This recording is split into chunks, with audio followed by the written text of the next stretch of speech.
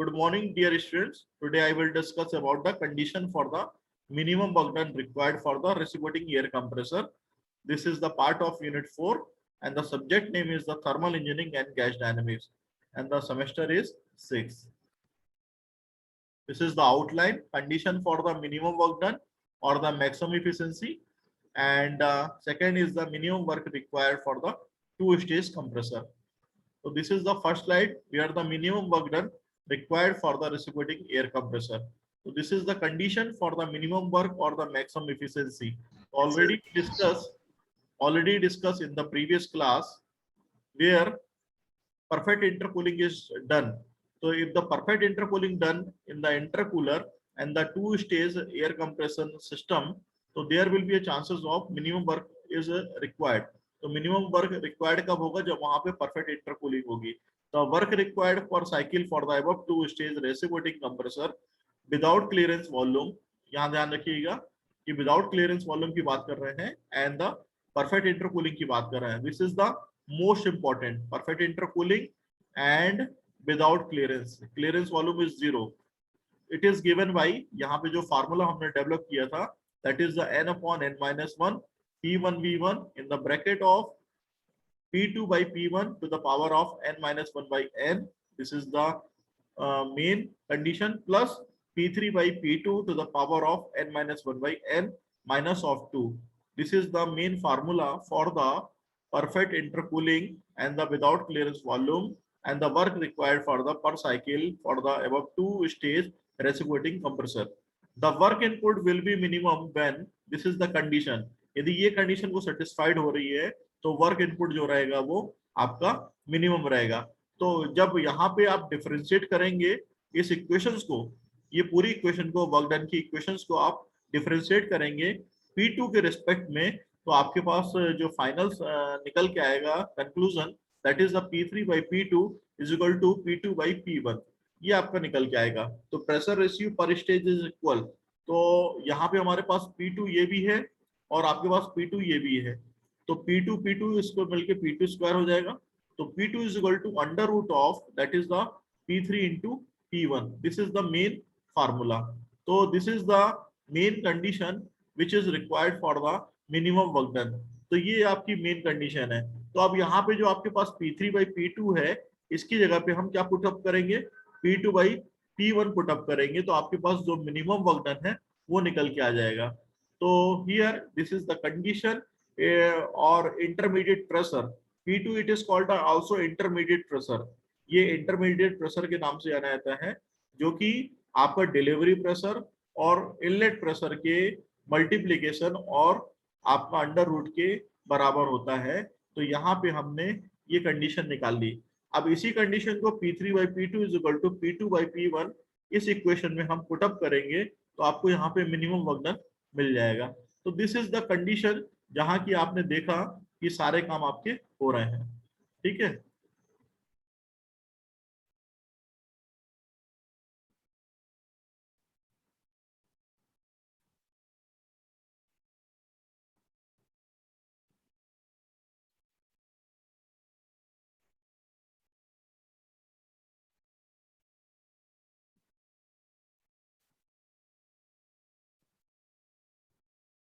तो this is the condition minimum work required for the two stage compressor.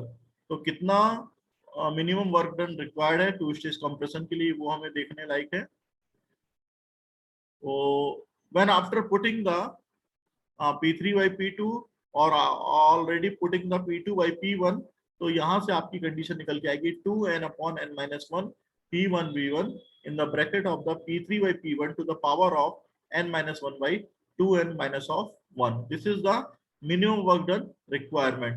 If there are the n number of stages, suppose that कि वहां पे delivery pressure आपको बहुत ज्यादा requirement है, आपको 20 बार, 50 बार, 100 बार इस तरीके से डिलीवरी प्रेशर, एयर प्रेशर की रिक्वायरमेंट है. तो वहां पे n नंबर ऑफ की स्टेजेस लगेंगी जहां पे कि मिनिमम वर्क रिक्वायर्ड के लिए ये क्वेश्चन आपकी चलेगी.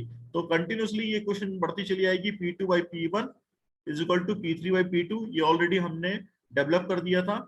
इसके बाद जो आगे कंडीशन चलेगी that is P4 by P3 और कंटिन्यूसली यदि n नंबर ऑफ स्टेजेस हैं तो क्या होगा यहाँ पे Pn+1 अपॉन Pn। तो यहाँ पे एक हमने नाम दे दिया Z, this is the factor, और ये जो Z फैक्टर है इसका जो नाम है pressure ratio through the compressor to the power of 1/n, इसका हमने नाम दे दिया। तो Z is equal to P2/P1 is equal to जितनी भी n नंबर ऑफ स्टेजेस हैं तो Pn+1 अपॉन P1, क्योंकि नंबर ऑफ स्टेज यदि आपके पास स्टार्टिंग कर रहे हैं प्रेशर की, किससे कर रहे हैं, P1 से कर रहे हैं, तो स्टार्टिंग P1 से हो रही है, और यहाँ पे n नंबर ऑफ स्टेज तो n+1, क्योंकि 1 प्लस जाता है द पावर ऑफ 1/n। तो मिनिमम जो प्रेशर वर्क डन रिक्वायरमेंट रहेगी for the n number of stages, यहाँ पे 2 क्यों लिया था, क्योंकि 2 स्टेज के लिए था। यदि n नंबर ऑफ स्टेज रहेगी तो क्या हो जाएगा, यहाँ पे 2 की जगह कैपिटल N हो जाएगा, और n जो है स्मॉल n यहाँ पे पॉलीट्रॉपिक इंडेक्स है। P1 B1 ये भी ऑलरेडी वही चीज आ गई, P1 B1। फिर इसके बाद यहाँ पे P3 क्यों लिखा था, क्योंकि 2 स्टेज थी तो 2+1 कर दिया, तो यहाँ पे n की जगह क्या है 2 है, 2+1 कर दिया, तो Pn+1 अपॉन P1, ये चीज यहाँ पे पुटअप कर दी, वो चीज यहाँ पे आ गई आपकी n-1 अपॉन 2n, 2 स्टेज थी यहाँ पे, ये आपको 2 स्टेज दिख रही है, तो यहाँ पे n जो है n की जगह हमने ऊपर यहाँ पे 2 पुटअप किया हुआ था, n-1 upon capital N small n minus of n bracket close. तो this is the formula for the minimum work required for the 2 stage compressor.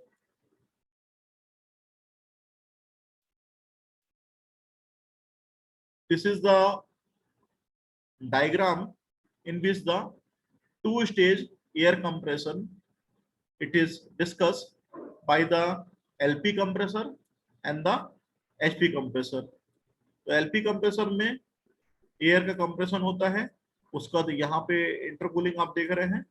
Then finally HP compressor में कंप्रेशन होता है। तो इंटरमीडिएट जो pressure है यहाँ पे, that is the P2 is represented to this area जहां पे कि इंटरमीडिएट प्रेशर अचीव हो रहा है, that is a 24532। This is the condition जहां की ये 0 को अचीव कर रहा है। सिमिलरली यहाँ पे कि ऑप्टिमम प्रेशर निकालना है, तो ऑप्टिमम प्रेशर निकालने के लिए हमने इस एरिया को मैक्सिमम कर दिया, तो 24532 इट इज द मैक्सिमम जहां की ऑप्टिमम वैल्यू निकल के आएगी P2 की। तो work is minimum. Optimum condition दो तरीके से होती है, या तो उसको मैक्सिमाइज कर दीजिए चीज को, या तो मिनिमाइज कर दीजिए। तो वर्क को मिनिमम करने के लिए ऑप्टिमाइजेशन टेक्निक अपनाई जा रही है। तो work is equal to n/n-1 P1 V1 2 minus of P2/P1 to the power n-1/n minus of P3/P2 to the power of n-1/n।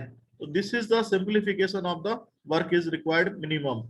इसी को यदि हमें P2 के रिस्पेक्ट में यदि डिफरेंशिएट कर देंगे और इक्वल टू 0 कर देंगे, तो आपके पास जो वैल्यू रहेगी वो निकल के आ जाएगी। तो कितनी वैल्यू आपको रिक्वायर्ड है, मिनिमम वर्क डन कितना रिक्वायर्ड है, वो हम देख लेते हैं। यहाँ पे हमने जब डिफरेंशिएट किया, तो डिफरेंशिएट करने के बाद आपने क्या देखा, जो वैल्यू थी हमारे पास, जो फार्मूला था P2 का, वो फार्मूला हमारे पास ये निकल के आ गया, that is the under root of P1 into P3, जिसकी की हम बात कर रहे थे। तो P2 is equal to under root of P1 into P3, या इसको इस तरीके से लिख सकते हैं P2/P1 is equal to P3/P2। This is the main condition for the minimum work done requirement. तो यहाँ पे जब हमने इक्वेशंस को, जो वर्क डन का फार्मूला था P2 के रिस्पेक्ट में डिफरेंशिएट किया था, तो हमारे पास कंडीशन ये अचीव हो गई थी। ठीक है।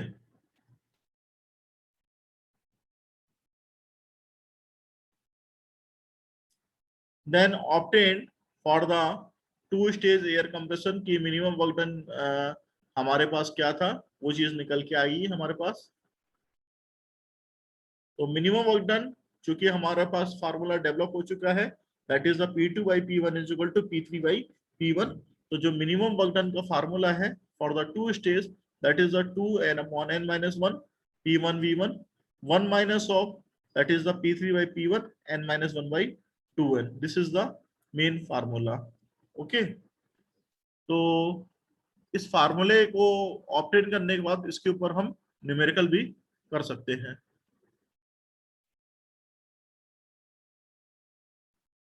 ये है जहां पे कि हमने क्लियरेंस वॉल्यूम को कंसीडर किया है, जिसमें आप देख रहे हैं कि compression and expansion follow the same law. तो whenever the after the delivering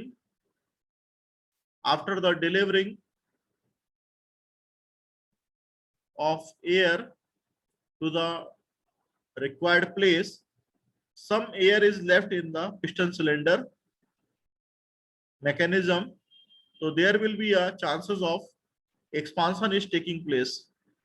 So expansion, this is represented 3 to 4, 2 to 3 is the delivery, 4 to 1 is suction, 1 to 2 is called compression.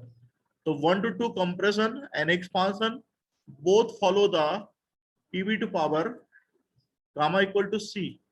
ये दोनों जो है PV to power N is equal to C को follow करते हैं।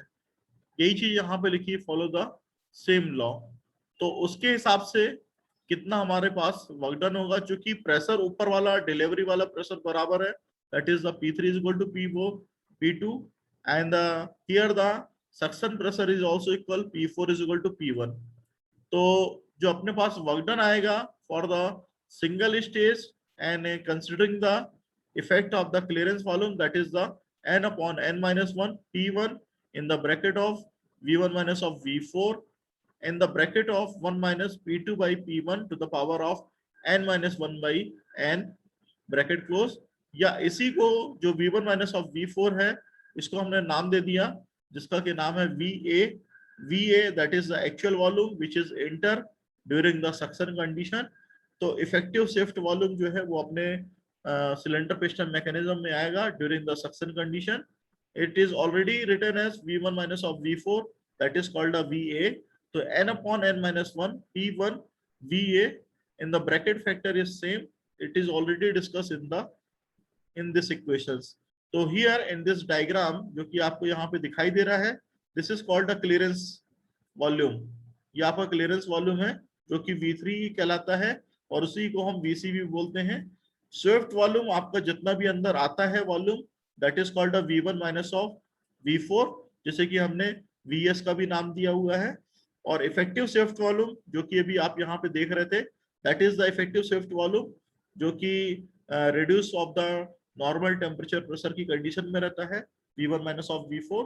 और total volume आप यहाँ पे जो देख रहे हैं जो कि स्विफ्ट वॉल्यूम और क्लियरेंस वॉल्यूम मिलके बनता है, ये कहलाता है टोटल वॉल्यूम।